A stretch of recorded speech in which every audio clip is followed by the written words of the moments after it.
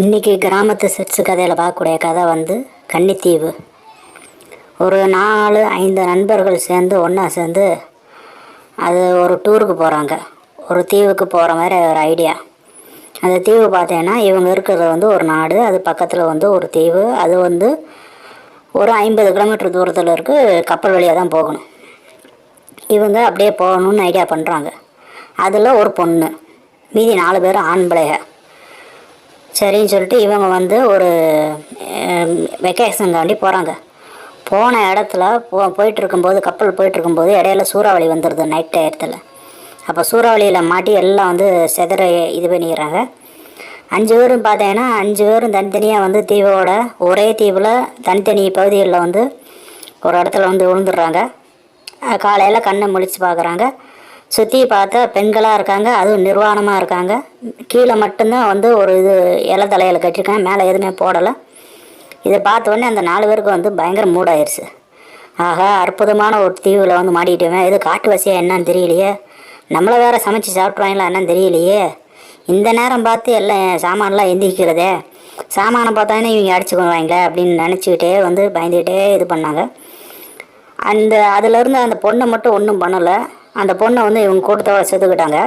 மீதி இருக்க 4 பேரும் வந்து தனியாக தூக்கிட்டு போய் கட்டி வச்சுருக்காங்க.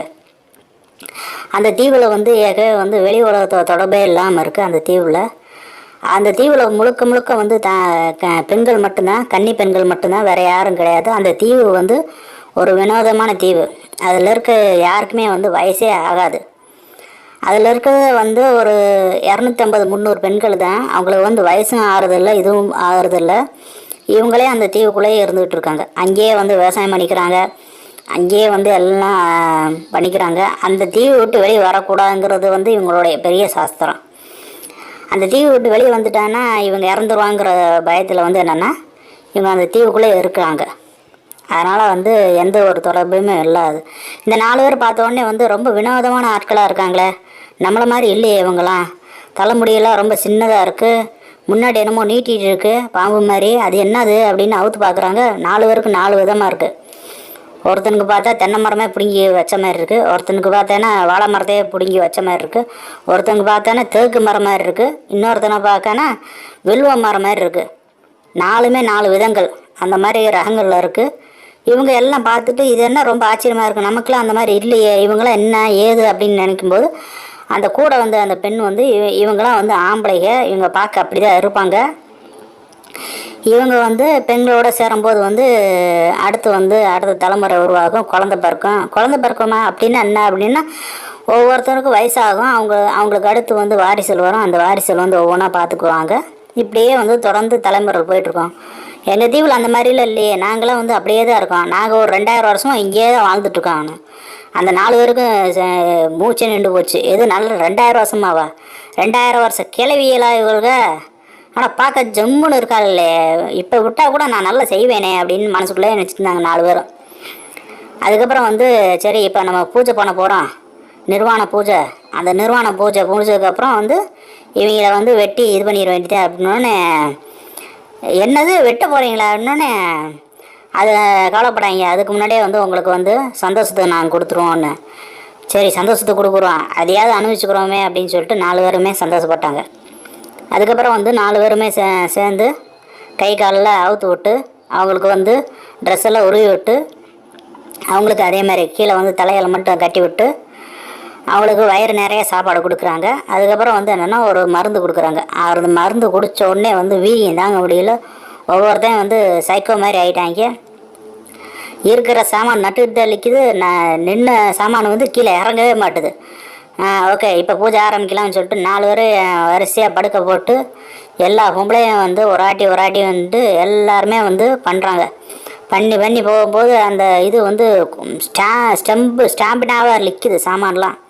அந்த சாமான்லாம் வந்து இது பண்ண மாட்டுது. கடைசியாக வந்து தலைவி வந்து நல்லா செஞ்சு விட்டுட்டு இது பண்ணிவிட்டு, இவங்கள யாரும் கொல்ல வேணாம், இவங்கள வந்து கைதியாகவே வச்சுருங்க, இந்த தீவில் இவங்க ரொம்ப முக்கியம், இவங்கள விட்டேன்னா அதுக்கப்புறம் நமக்கு ஆள் கிடைக்காது, இவங்க இருக்கட்டும்,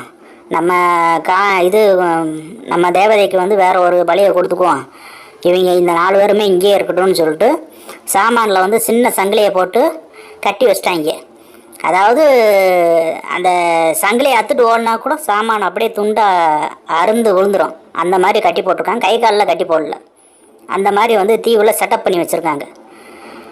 அப்படின்னோடனே இது ரொம்ப வருஷங்கள் போயிடுது. ரொம்ப வருஷம் கழித்து இவங்களுக்கு எல்லாம் வயசாகிடுது. வயசானோடனே வந்து என்னென்ன இதுலாம் என்ன இவங்களுக்குலாம் வயசாகுது அப்படின்னு சொன்னோடனே பேசாமல் வந்து நம்ம ஃபாலோ பண்ணுற அந்த தண்ணி எடுத்து குடிக்கிற அந்த விஷயத்தை வந்து இவங்களுக்கு கொடுத்து பார்ப்போம், அப்புறம் என்ன பண்ணுவோம் அப்படின்னு பார்ப்போம் அப்படின்னு சொல்லிட்டு இவங்க இந்த 4 பேருக்குமே ரொம்ப ஆச்சரியமாகிடுச்சு. என்னது தண்ணி குடிப்பீங்களா?